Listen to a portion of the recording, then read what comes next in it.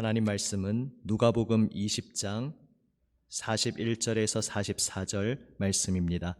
신약 성경 131면 누가복음 20장 41절에서 44절 말씀입니다. 저와 여러분이 한 절씩 번갈아 교독하고 44절은 함께 읽습니다. 제가 먼저 41절을 읽습니다. 예수께서 그들에게 이르시되 사람들이 어찌하여 그리스도를 다윗의 자손이라 하느냐. 시편에 다윗이 친히 말하였으되 주께서 내 주께 이르시되 내가 내 원수를 내 발등상으로 삼을 때까지 내 우편에 앉았으라 하셨도다 하였느니라. 그런즉 다윗이 그리스도를 주라 칭하였으니 어찌 그의 자손이 되겠느냐 하시니라. 아멘. 지금 이어지고 있는 본문들은 예루살렘에 입성하신 후에 예루살렘의 지도층들이 다가와서 예수님을 여러 가지 형태로 시험하고 그 속에서 충돌이 일어나는 그러한 이야기들입니다. 그런데 우연인지 아니면 의도된 순서인지 이제 이 누가복음이 이 이야기들을 정렬하고 있는 순서는 제일 처음 기록된 것으로 보통 여겨지는 마가복음 순서를 그대로 따르고 있는데, 그렇다면 그 순서는 마가복음에서부터 이미 그렇게 정해져서 전해져 오고 있는 것인데 그저 시간 순으로 전해져 오는 전승대로 기록한 것일 수도 있지만 그 순서가 공교롭게 의미심장합니다. 예수님께서 처음 예루살렘 들어오시고 또 성전에서 성전이 이제 완전히 새로워질 것을 선언하시는 그 행동 후에 이제 첫 번째 이어지는 사건이 예수님이 누구로부터 권위를 받아서 이 일을 하는가라는 것이었습니다. 거기서 예수님의 대답에서 세례 요한의 이야기가 나옵니다. 그 다음에는 포도원 농부 비유가 나오고 그 다음에는 황제에게 세를 바치는 것에 대한 이야기가 나오고 그 다음 부활 논쟁이 나오고 그리고 이제 마지막으로 그리스도가 다윗의 자손이라는 그 의미를 뛰어넘는 새로운 의미가 있는 것에 대해서 말씀하고 있습니다. 마치 이 순서는 예수님의 일생을 압축하여 축약하여 보여주고 있는 것과 같은 순서입니다. 예수님께서 공생애를 시작하실 때 세례 요한으로부터 세례를 받으시며 시작합니다. 그러니까 세례 요한의 권위가 누구에게로부터 온 것이냐라는 것은 예수님의 이 모든 권한이 누구에게로부터 온 것인가라는 사실과 단단히 연결되어 묶여 있다는 것을 처음 예수님의 생애 시작부터 알 수 있습니다. 바로 그 세례 요한의 이야기로부터 예수님의 공생의 첫 시작을 회고케 하고 그 다음 이제 예수님의 평생의 공생의 사역이 어떤 의미였는가, 바로 일찍이 하나님께서 많은 종을 보내셨는데, 다시 말해 선지자들을 보내셨는데 그 소출을 주인에게 마땅히 바쳐야 할 백성들이 그 종을 도리어 박해하고 마침내는 아들이 오셨는데도 불구하고 그 아들을 죽인다는 이야기를 통해 예수님께서 이 땅에 선지자들의 뒤를 이어서 모든 선지자들의 완성으로 오셨고, 그러나 이 백성들이 그 아들을 어떻게 대우하는지에 대한 예수님 생애의 압축판이 들려집니다. 그리고서 이 모든 것들이 예수님의 권세가 당시에 신의 아들이라고 스스로를 칭하던 로마 황제의 권세와 비교할 수 없이 모든 것들을 포괄하고 모든 것 위에 뛰어난 권세임을, 그래서 로마 황제의 치하에 있는 지금 유대인들이었지만은 진정으로 그들이 충성해야 할 대상은 하나님이심을, 그리고 그 속에서 다른 모든 것들이 의미를 찾을 수 있다는 권세, 권위에 대한 이야기로 이어지고, 이제 그 황제의 손에 의해 황제의 권력 하에서 예수님께서 최후를 맞이하시게 될 것을 또 그림자처럼 반영하고 있습니다. 그러나 그 모든 것은 부활 승리로 이어질 것입니다. 그래서 부활에 대해서 예수님께서 말씀하시는 가르침이 이어지고, 그리하여 궁극적으로 예수님이 어떤 존재이신지 그분의 그 정체성이 바로 그저 다윗의 자손에 머물러 있는 분이 아니라는 사실을 나타내는 이야기가 오늘 본문으로 이어집니다. 이렇게 예수님께서 이 땅에 오셔서 무엇을 하셨고 마침내 부활 승리하심으로써 무엇을 나타내시는지 그 일련의 이야기들이 이 논쟁의 흐름 속에서 순서대로 나타나고 있습니다. 그 한 덩어리의 이야기의 마지막 최종 클라이막스를 절정을 이루는 이야기가 오늘 이야기입니다. 예수님께서 인용하시는 시편은 시편 110편 내용입니다. 유대인들도 익히 잘 알고 있는 성경 말씀이었습니다. 하지만 그 시편 110편에서 예수님이 지금 지적하시는 바를 통찰력 있게 바라보던 사람은 없었습니다. 시편 110편은 다윗의 시로 알려져 있으니까 그 시편 110편을 고백하고 있는 것은 당연히 다윗입니다. 그런데 그 다윗이 그 시편에서 말합니다. 오늘 지금 우리가 누가복음을 읽고 있는 이 번역본에서 주께서 내 주께 이르시되라고 하는데 이것은 사실 헬라어 70인 성경을 거치면서 번역이 단어가 이렇게 된 것입니다. 70인 성경에서는 구약 성경에서 히브리 성경에서 여호와 혹은 야훼라고 일컫던 사실은 자음만 있는 그 하나님의 이름을 일컫는 모든 단어들을 다 주님이라는 단어로 치환시켰기 때문입니다. 오늘날 영어 성경에서도 그런 전통을 따르고 있는 영어 성경이 있습니다. 여호와라고 그대로 직역해서 단어를 쓰지 않고 로드라고 주님이라고 치환해서 쓰는 것입니다. 그래서 그렇게 치환을 시켜놓으니까 지금 오늘 본문에서 주께서 내 주께 이르시되 주가 두 번 나오고 구분이 되지 않지만 사실 첫 번째 주와 두 번째 주는 다른 단어입니다. 원래 히브리 원문에서는 여호와께서 혹은 야훼께서 내 주께 이르시되라는 본문입니다. 그러니까 지금 다윗이 시편 110편에서 어떤 내용을 고백하고 있느냐? 우리의 하나님 되시는 여호와 하나님께서 나의 주께 말씀하셨다라고 합니다. 그럼 여기서 나의 주라고 다윗이 표현하고 있는 것이 누구냐 하면 바로 이 시편 110편이 메시아에 대한 시라는 것을 모든 유대인들은 인정하고 있었습니다.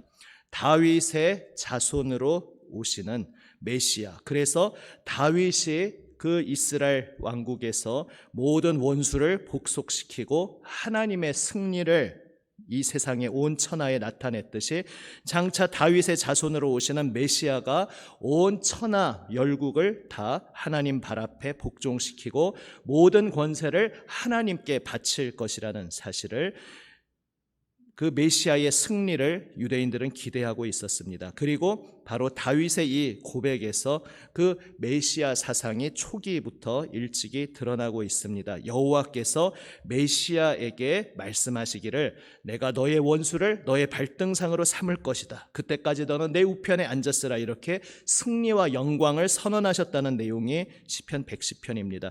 그런데 여기에서 예수님은 중요한 대목을 놓치지 않고 사실 당연한 것이죠. 하나님의 아들께서 원래 성령의 영감으로 다윗이 이 고백을 할 때 다윗의 심중에 어떠한 의미가 있었는지를 바로 보셨기에 이것을 지적하며 말씀하시는 것입니다. 다윗이 지금 메시아에게 내 주라고 부르고 있다는 것입니다. 그런데 메시아는 사람들이 모두 알고 있듯이 다윗의 자손으로 오는 존재입니다. 그런데 당시의 유대인들 어법에서 때로는 자신의 아버지나 자신보다 높은 분을 공경할 때 나의 주라고 일컫는 관용어법은 있었지만 자기의 아들이나 자기의 후손에게 나의 주라고 일컫는 법은 없습니다. 그런데 지금 다윗은 시편 110편에서 메시아를 가리켜서 다윗의 자손으로 오실 그 메시아를 바라보면서 나의 주라고 부르고 있다는 것입니다. 그래서 이 시편 110편을 인용하시면서 예수님께서 질문을 던지십니다. 그리스도를 다윗의 자손이라고 사람들이 흔히 부르지 않느냐? 그렇다면 왜 다윗은 자신의 자손에게 나의 주님이라고 불렀겠느냐? 그렇다면 메시아가 어떻게 다윗의 자손이 되겠느냐? 질문하고 계십니다. 이 말씀의 의미가 무엇입니까? 메시아가 다윗의 자손이 아니라는 것이 아니라 다윗의 자손이라고 당연히 성경에 게시되어 있었으니까 그것은 기본값인데 그러나 거기에 단지 그치지 않는다는 것입니다. 메시아, 그는 다윗의 자손으로 오는 분이시지만 동시에 다윗이 나의 주님이라고 부를 그러한 존재라는 것입니다. 이것은 당시에 메시아에 대한 유대인들의 관점을 초월하고 뛰어넘는 가르침이었습니다. 왜냐하면 잘 아시다시피 유대인들은 다윗의 자손 메시아라고 하면 다윗의 후손 중에 누군가 오셔서 옛적 다윗이 그러했듯이 실제로 이 영토를 회복하고 외세를 물리치고 마침내는 온 세계까지 다 하나님 발 앞에 굴복시키는, 다윗이 칼로 그러했던 것처럼 무력으로 모든 것을 제압하고, 그래서 지금 현실 눈앞에 보이는 모든 왕국들을 하나님의 통치 아래 이 땅에서 복종시키는 그러한 존재로 기대하고 있었기 때문입니다. 유대인들의 관점은 이 땅에 머물러 있었습니다. 그러나 주님께서는 그들이 생각하는 메시아관에 멈추는 것이 아니라 말씀하십니다. 메시아가 오셔서 온 천하 만민을 복종시킨다는 그 기본적인 원론적인 것은 맞지만 그들이 기대하는 모습, 형태와는 많이 다르다는 것입니다. 장차 예수님이 재림하실 때는 그러한 기대까지도 모두 성취되지만 사실은 그것보다 더 근원적인 중요한 의미가 있다는 것입니다. 그것을 이제 말하기에 앞서서 예수님께서 일단 메시아가 어떤 존재인지에 대해서 생각하라, 이 질문을 던지시는 의미에 대해 우리는 묵상하게 됩니다. 우리가 누군가에 대해 소망을 가지고 있고 누군가를 어떤 존재로 기대하고 기다리고 있다면 그분이 어떤 분인지 우리가 생각하는 것에 따라서 그분이 무슨 일을 하실 것인지, 그리고 그분이 나에게 어떤 의미가 되는 존재인지 모든 것이 다 연결될 것입니다. 그저 다윗의 혈통으로 온 똑같은 한 인간으로서 옛적 다윗이 그랬듯이 칼로 모든 것을 짓밟고 무력으로 승리하는 그런 존재라고 생각한다면 그저 다윗의 자손 메시아는 그냥 우리와 똑같은 사람에 그치는 존재일 것입니다. 그러나 예수님은 메시아로 오는 그 존재는 사실은 예수님 자신을 가리키는 것이지만 여기에서는 그저 메시아라고 말씀하면서 메시아, 그들이 기다리고 있는 그리스도, 아시다시피 메시아와 그리스도는 동일한 단어입니다. 메시아는 히브리어이고 그리스도는 헬라어일 뿐 동일하게 기름 부음 받은 자라는 뜻이고, 원래는 일반 명사일 기름 부음 받은 자가 메시아 소망과 연결되면서 이제 고유 명사로 정착된 것이죠.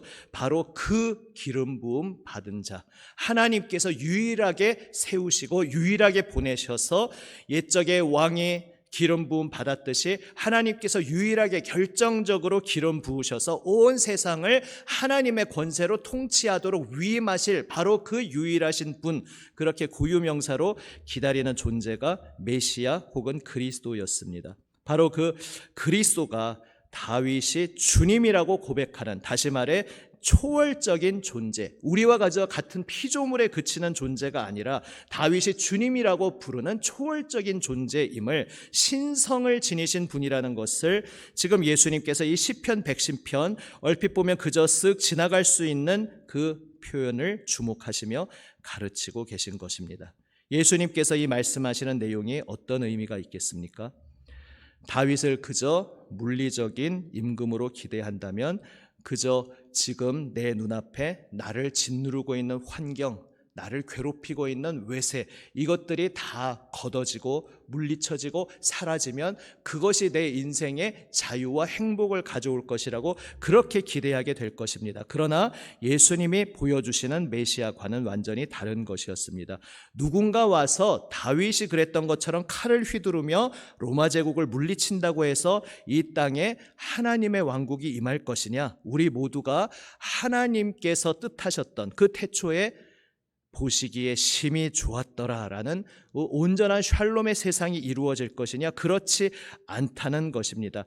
일찍이 그들이 로마 제국의 통치를 받기 전에 바벨론 여러 가지 외세의 제국의 침입을 받고 다스림을 받았는데, 애초에 그것이 일어났던 계기가 백성들이 하나님 말씀 앞에 순종하지 않음으로써 하나님께서 회초리를 들어 이방을 통해 하나님의 백성들을 교육하시며 시작된 일이었습니다.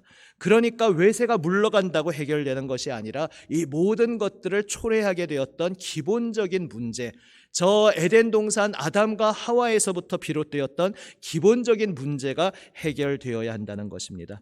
이것 하나만 따먹지 말아라 말씀하시는데 그 하나를 지키지 못하고 하나님을 신뢰하지 않고 오히려 하나님이 내 삶을 제한하는 분이라고, 나를 억압하는 분이라고 단단히 착각하면서 하나님의 명령을 깨트리는 데에서 나에게 행복이 있다고, 하나님의 통치에서 벗어나는 데에 나의 자유가 있다고 착각했던 그 죄성, 그 죄의 근본적인 세력으로부터 자유함을 얻고 완전히 새로운 존재가 되는 데에서 이 세상의 참된 구원이 있음을 주님은 말씀하고 계신 것입니다. 메시아가 그저 한 인간으로서 왕으로 칼을 휘두르는 존재로 온다면 구원관도 거기에 국한되고 거기에 파묻히고 말 것입니다. 그러나 초월적인 존재가 다윗의 자손으로 오신다는 이 충격적인 사실을 진지하게 받아들인다면, 다시 말해 메시아 그리스도로 오시는 그분은 우리와 똑같은 인간이시지만 그저 똑같은 인간에 그치는 존재가 아니라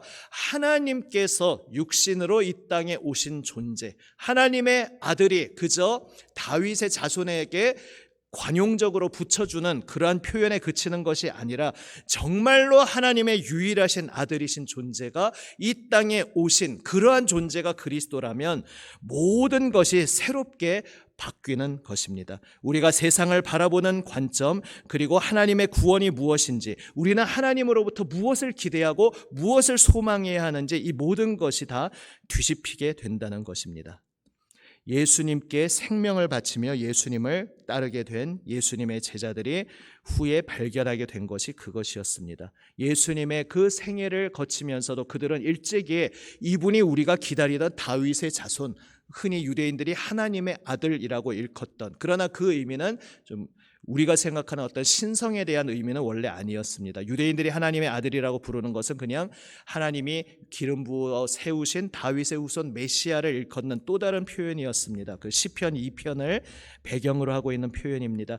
그저 임금으로 오셔서 우리를 다스리실 분, 그래서 예수님이 예루살렘에 입성하면 누가 예수님 좌편에 앉을까, 누가 예수님 우편에 앉을까, 이런 것이나 기대하고 있던 것이 제자들의 수준이었습니다. 그러나 십자가에서 죽으시고 부활 승리하신 예수님을 만난 후에 그들은 예수님에 대해 새롭게 눈이 열리게 됩니다. 창조주이신 분이, 하나님의 아들이신 분이 우리를 위해서 이 땅에 찾아오셨다는 충격적인 사실을 비로소 온전히 깨닫게 되었습니다. 그리고 거기에서부터 그 제자들의 모든 인생이 뒤집어졌습니다.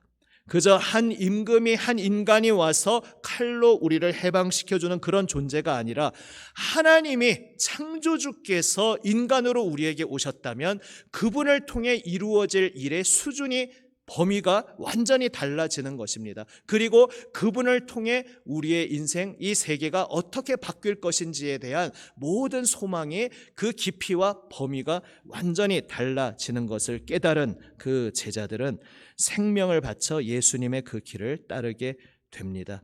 유대인들은 이해할 수 없었던 어리석어 보이는 길, 그저 예수님의 이름을 온 세상에 선포하며 예수님의 이름을 위하여서 자신에게 아무 권력도 주어지지 않는데 예수님의 이름을 붙잡고 그 길 끝까지 걸어간다고 해서 내 인생에 무엇이 활짝 펼쳐지고 꽃길이 열리는 것이 아니라 도리어 가시밭길이 열리고 결국 죽음이 찾아오는데도 불구하고 예수님의 이름으로 인해 박해를 받는 자로 인정받은 것에 대해서 오히려 영예롭게 여기며 예수님의 이름을 위해서는 생명까지 바치며 그 길을 걸어갈 수 있었던 것은 그들이 그리스도, 내 눈앞에 계시는 예수님이 어떤 분이신지 온전히 깨달았기 때문입니다.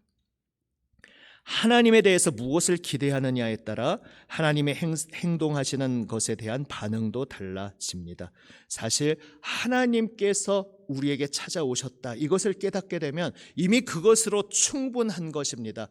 이 하나님이 나에게 오셔서 무엇을 해주실까? 벌써 거기에서 그런 기대로 빠진다는 것 자체가 너무나 얼토당토 않은 것입니다. 하나님께서 그분 자신을 내어주시며 그분 자신의 생명까지 내어주시며 나에게 찾아오셨다는 것으로 이미 모든 것이 이루어진 것입니다. 더 이상 요구할 것이 없는 것입니다. 하나님께서 이토록 생명까지 내어주시며 나에게 찾아오셨으니 나 스스로 나 홀로는 발버둥 치며 벗어날 수 없었던 모든 것으로부터, 궁극적으로는 죄와 죽음의 권세로부터 나를 건져주시고 나를 온전히 새롭게 하시겠구나.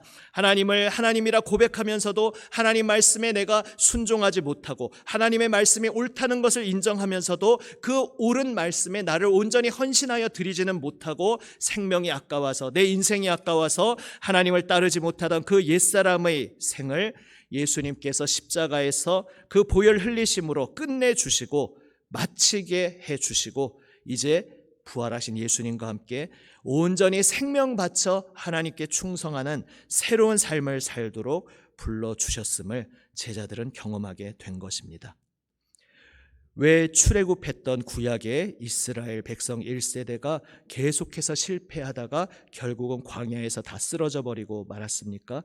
그들은 하나님이 그들을 구원하셨다는 그 놀라운 구원의 무게와 깊이와 넓이를 제대로 깨닫지 못했습니다. 하나님께서, 온 천하 만물을 다스리시는 하나님께서 우리를 그분의 백성으로 택해 주시고 우리 가운데 찾아와 주셨고, 그래서 우리를 건져 주셨다는 그것으로 이미 충분한 것입니다. 하나님께서 우리에게 찾아와 주셔서 하나님께서 우리를 그분의 언약의 땅으로 인도하여 주시고 하나님의 언약의 생명의 법을 주시고 그분이 우리를 다스려 주시게 되었다는 그것으로 이미 충분한 것입니다. 그 의미를 제대로 깊이 깨달은 갈렙과 여호수아는 눈앞에 보이는 어떤 상황에도 흔들리지 않고 오직 하나님께서 우리에게 시작하신 새 일, 구원의 역사가 온전히 우리 가운데 마침내 이루어질 것을 소망할 수 있었습니다. 그러나 하나님 그분 자체에 집중하지 못했던 대다수의 그 출애굽 1세대 백성들은 눈앞에 보이는 환경에 너무나 쉽게 오르락내리락 했습니다. 무언가 하나님의 놀라운 일을 펼치셨을 때는 기뻐하며 찬양하는 것 같았지만 당장 내 눈앞에 먹을 것이 떨어진 것처럼 보이고 마실 물이 떨어진 것처럼 보이면 언제 찬양했냐는 듯이 하나님께, 또 하나님이 세우신 모세에게, 그저 그들은 모세에게 그렇게 했다고 생각했을지 모르지만 하나님께서는 하나님을 시험한 것이라 이렇게 말씀을 하십니다. 하나님이 지금 나를 이끌고 가고 계시는 그 구원의 길 자체를 부정해버리고 하나님이 그들에게 임하셔서 날마다 만나를 먹이시고 날마다 그 인생을 충만케 채워주시며 그들의 목자가 되시어 인도하고 계시다는 그 사실조차 다 깡그리 내동댕이 치고 내가 원하는 것 내 인생에서 이루어지지 않는다고, 내가 기대하고 있는 것 당장 내 눈앞에 보이지 않는다고 그것으로 인해 하나님 자체를 부정하고 그것 때문에 하나님이 나를 구원하신 인생 자체를 아무것도 아닌 것으로, 하나님이 언제 나에게 은혜를 주셨냐고, 하나님이 언제 나를 도와주셨냐고, 하나님이 언제 나에게 기도에 응답해 주셨냐고 이렇게 불평하는 인생을 살았던 것입니다.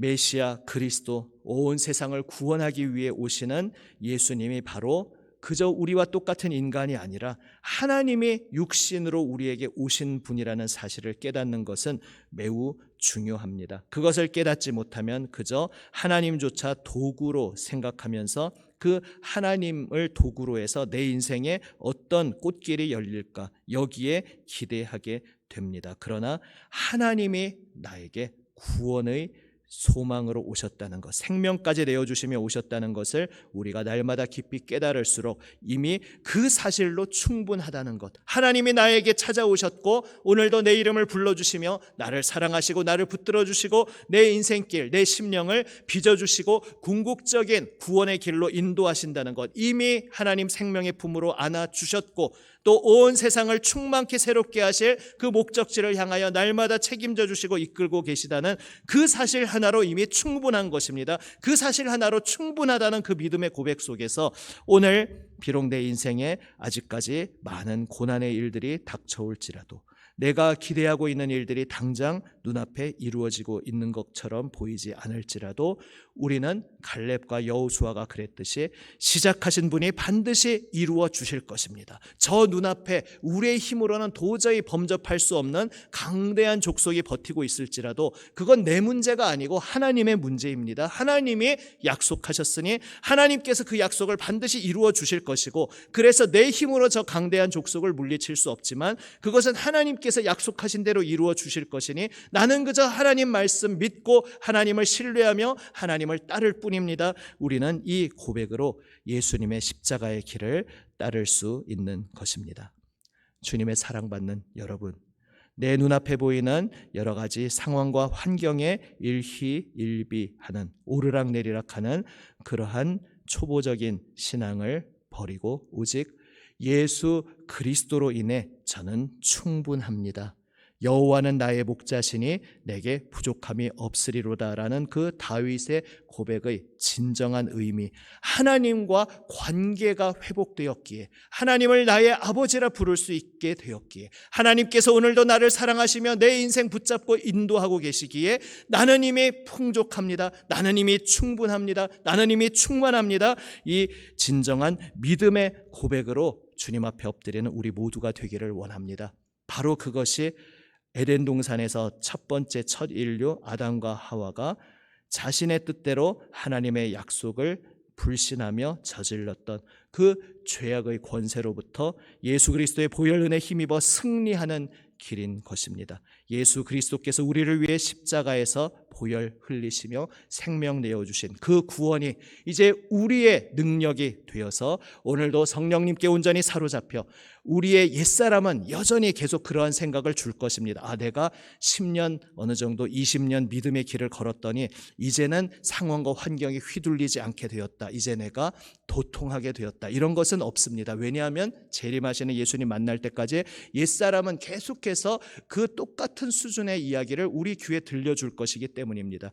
야, 먹을 게 떨어졌네, 마실 게 떨어졌네, 이 하나님이 이럴 수 있냐? 하나님이 너를 사랑하신다는 증거가 없네. 옛사람은 계속해서 그런 음성을 우리가 이 땅 걸어가는 끝날까지 속삭일 것입니다. 그것이 사라지지 않는다고 거기에 절망할 필요가 없습니다. 그것은 하나님 알기 전에 우리 옛사람이 여전히 변치 않는 수준입니다. 우리는 오직 옛사람을 벗어버리고 날마다 새 사람을 입으며 새 사람 가운데 우리가 비로소 고백하게 된 것, 저는 주님으로 충분합니다.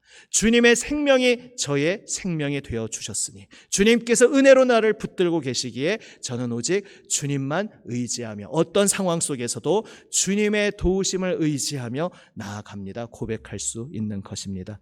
예수 그리스도 나의 주님, 나의 모든 것, 나의 생명 되십니다. 이 고백으로 오늘도 어떠한 상황 속에서 주님께 영광 돌리며 주님을 신뢰하며 믿음으로 승리하시기를 주님의 이름으로 축복합니다. 기도하시겠습니다. 아버지 하나님 감사합니다. 주님, 하나님 말씀 믿지 않고 하나님을 나의 인생의 주인으로 모시기를 거부하며 거기에 참 자유가 있을 것이라 착각했던 아버지 우리 옛사람의 옛 인류의 실패를 돌아봅니다. 주님, 우리 스스로 저희 자신을 절망의 수렁에 던져버렸지만 그러한 저희들을 포기하지 않으시고 하나님 그분 자신의 생명을 던져 피 흘리시며 모든 것 내어주시는 사랑으로 저희에게 찾아와 주셨음을 감사드립니다. 주님, 온몸을 내어주시며 생명 내어주시며 저희에게 찾아와 주신 그 사랑과 은혜로 오늘도 저희의 삶을 붙들고 계시기에 아버지 오직 주님만 바라보며 소망합니다. 주여, 저희의 옛사람의 어리석은 목소리를 물리치고 오직 우리를 위해 죽으시고 부활 승리하신 우리 주님의 가르침 앞에 온전히 엎드리게 하여 주시옵소서. 우리 안에 살아계시며 우리를 날마다 빚어주시는 성령님의 손길에 저희를 내어 맡기며 오늘도 주님 말씀에 저희의 온 귀와 마음을 열고 듣게 하여 주시옵소서. 주여, 오늘도 말씀으로 저희의 심령을 새롭게 하여 주시고 주님의 음성을 듣게 하시고 주님의 그 말씀 따라 주님 걸어가신 그 믿음의 길을 아버지 하나님께 온전히 감사로 영광 돌려드리는 길을 주님의 은혜를 날마다 새롭게 발견하며 그 은혜에 감사로 영광 돌리는 승리의 길을 걸어가게 하여 주시옵소서. 살아계신 우리 구주 예수 그리스도의 이름으로 기도드립니다. 아멘. 주님 가르쳐 주신 기도 함께 드립니다. 하늘에 계신 우리 아버지, 아버지의 이름을 거룩하게 하시며 아버지의 나라가 오게 하시며 아버지의 뜻이 하늘에서와 같이 땅에서도 이루어지게 하소서. 오늘 우리에게 일용할 양식을 주시고 우리가 우리에게 잘못한 사람을 용서하여 준 것 같이 우리 죄를 용서하여 주시고 우리를 시험에 빠지지 않게 하시고 악에서 구하소서. 나라와 권능과 영광이 영원히 아버지의 것입니다. 아멘. 오늘도 우리에게 주시는 말씀에 나의 기도로 응답하며 또한 예수님 중보기도에 동참하며 우리가 계속 기도하고 있는 도고의 제목으로 기도하며 나아갑니다. 기도하며 삶의 현장으로 나아가시겠습니다. 기도하시겠습니다.